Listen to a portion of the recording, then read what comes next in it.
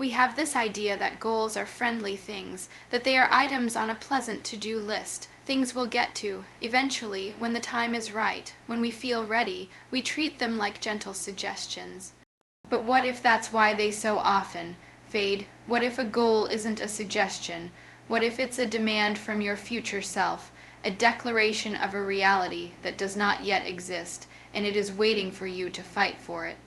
I want to talk about going to war with your goals, not because you are angry, but because you are committed, because a war is not a casual endeavor. You don't go to war when you feel like it. You don't show up to the battlefield for an hour when it's convenient. You don't lay down your weapons because you're tired. When you are at war, your objective is non-negotiable, and so it must be with the life you are trying to build. Going to war means you stop negotiating with your own excuses. You stop having a pleasant conversation with the part of you that wants to hit the snooze button, that wants to scroll a little longer, that wants to take the easier, softer path. That part of you is not your friend. It is the enemy of your potential, and in a war, you do not negotiate with the enemy. You arm yourself with discipline, not as a punishment, but as your most trusted weapon. You develop strategy. You don't just say, I want to be healthier. You plan your meals like rations. You schedule your training like a military drill. You protect your sleep like it is essential intelligence. Because it is, you accept casualties, the casual social events that drain your focus. They must fall away. The mindless entertainment that steals your time. It is collateral damage, the comfortable relationships that keep you small. You must retreat from them. This will feel lonely. Every honest war is. But on the other side of that loneliness is a version of you that you have only ever imagined, a version that you have, through sheer will and relentless action, made real. We have been culturally conditioned to approach our ambitions with a casual, almost diplomatic politeness. We set a goal and then we try. We make an attempt. We leave ourselves a backdoor of graceful exit, a way to save face when the effort becomes inconvenient or challenging. This approach frames our goals as pleasant suggestions from our better angels, items we might get to if the conditions are favorable and our energy is high. This perspective is a catastrophic failure to understand the nature of true transformation. A goal is not a suggestion. It is a non-negotiable demand issued by the most authentic version of yourself, the person you are meant to become. It is a declaration of a future reality that currently exists only as potential, and it will remain a phantom unless you are willing to fight to materialize it. When you treat a goal as a suggestion, you grant yourself permission to abandon it the moment resistance appears. You negotiate with fatigue, you bargain with distraction, and you ultimately sign a peace treaty with your own mediocrity. The go-to-war metaphor is powerful precisely because it eliminates this option. In a war, the objective is sacred. The mission is everything. Soldiers do not lay down their arms because they are tired or because the weather is bad. The goal is not up for debate. It is the central, immovable principle around which every action orbits.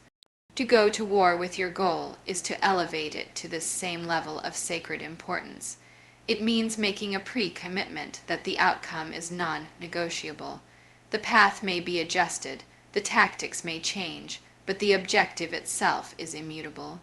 This shifts your entire psychological framework from being goal-oriented to being goal-obsessed. Every decision, from what you eat for breakfast to how you spend your evening, is now filtered through a single, ruthless question. Does this action advance my position toward my objective, or does it weaken it? This is not a life of stress, but a life of immense clarity. The noise of trivial choices falls away, and you are left with the stark, simple, and empowering clarity of a soldier on a mission. The goal is no longer a distant, hoped-for possibility. It is the command from your future self, and your only acceptable response is, yes, sir, I will secure the objective. The central battlefield in the war for your goals is not external. It is not the job market, the competitive landscape, or your personal circumstances. The primary theater of operations is the landscape of your own mind. The enemy you face is not a rival or a critic. It is the internal resistance that lives within you. This resistance is a cunning and persuasive force. It wears the mask of reasonableness. whispering seductive excuses in the voice of a friend. It is the part of you that advocates for the snooze button, framing it as just a few more minutes of needed rest. It is the part that rationalizes endless scrolling as staying informed or unwinding. It is the voice that suggests starting tomorrow, next week, or when you feel more ready. This internal force is the true adversary because it saps your will before you ever engage with the external world. It convinces you to lay down your arms before the battle has even begun. To go to war with your goals is to recognize this internal resistance for what it is, the enemy of your potential. And in a real war, you do not negotiate with the enemy. You do not sit down at a table and bargain with an invading force. You do not compromise on your sovereignty. You identify the threat and you neutralize it. This means that the moment you hear that internal voice suggesting a shortcut, a delay, or a surrender, you must reject it with the same finality a general would reject an enemy's demand for surrender. There is no discussion, there is no maybe, there is only the unwavering commitment to the mission. This is not about self-punishment, it is about self-preservation. Every time you negotiate with your excuses, you cede territory. You allow the enemy to establish a stronger foothold, but every time you silence that voice with a decisive action, every time you get up despite being tired, every time you open the book instead of the app, every time you choose the hard right over the easy wrong, you win a vital battle. You reclaim a piece of your own mind. You strengthen your position and move closer to the ultimate victory of becoming the person you have declared you will be. In any military campaign, raw willpower is not enough. Victory requires superior weapons and a clear strategy. In the war for your goals, your most powerful weapon is not talent or intelligence, but disciplined action. Discipline is the rifle in your hands. It is the tool you must train with daily until its use becomes second nature. It is the conscious, repeated choice to do what you must do when you must do it, regardless of how you feel. Discipline is what gets you to the training ground when your body protests, and it is what keeps you focused on the task when your mind wanders. Without this weapon, your intentions are merely loud noises, signifying nothing. But a weapon alone is useless without a map. This is where strategy comes in. A goal like get healthy or build a business is a destination, but strategy is the detailed battle plan to get there.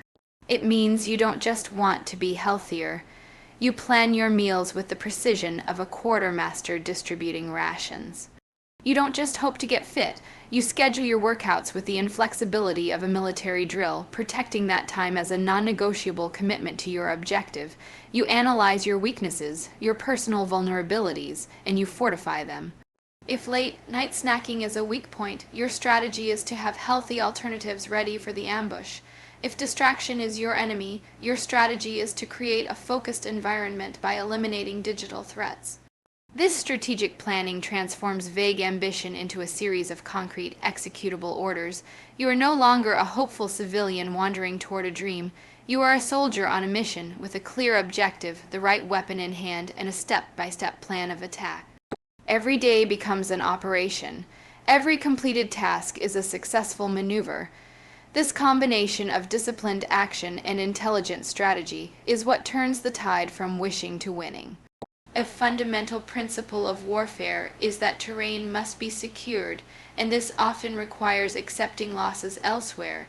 You cannot reinforce a critical front without pulling resources from a less vital one. This same brutal arithmetic applies to the war for your goals. To secure the future you want, you must be willing to accept casualties in your present. These are not physical losses, but social and habitual sacrifices. The comfortable, easy, and familiar parts of your life that are not aligned with your mission must fall away. They are the collateral damage of your growth. This means the casual, time-wasting social events that drain your focus and energy must be recognized as a drain on your reserves and eliminated. The endless scroll of mindless entertainment is not harmless relaxation. It is a theft of the precious resource of your attention, and it must be treated as such. Perhaps the most difficult casualties are the comfortable relationships that keep you small. These are the friendships or associations built on a foundation of commiseration and mediocrity, where your ambition is met with skepticism or mockery. To continue investing in these relationships is to supply the enemy with intelligence and aid. It is a betrayal of your own potential.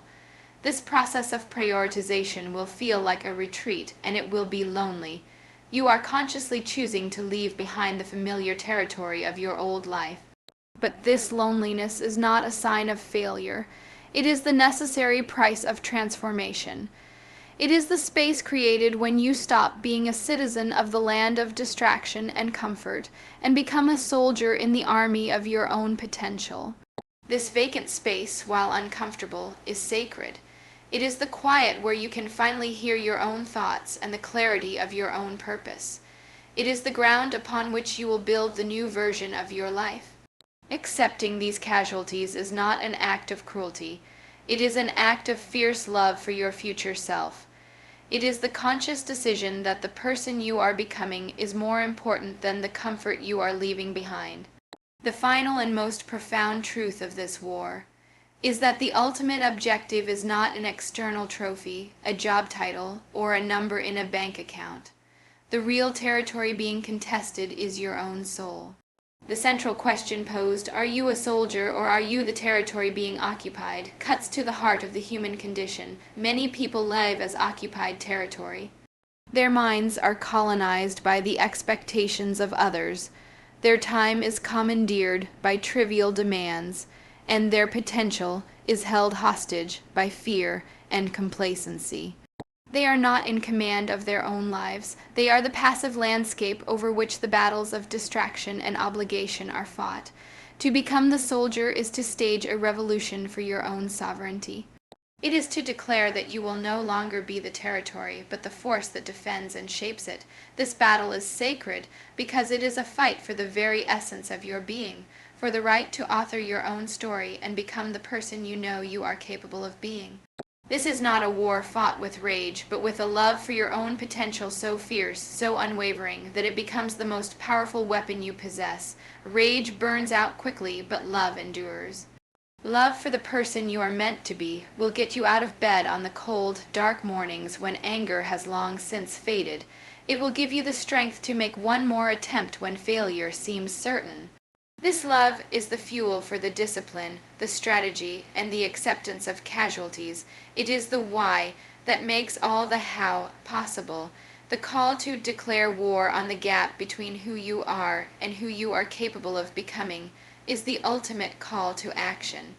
It makes the conflict personal and immediate. The enemy is not out there. The enemy is the gap itself. The inertia, the fear, the habits of thought that maintain the status quo. Every time you choose action over inaction, courage over comfort, and purpose over pleasure, you are not just completing a task. You are winning a battle in this silent, internal war for the ownership of your own life.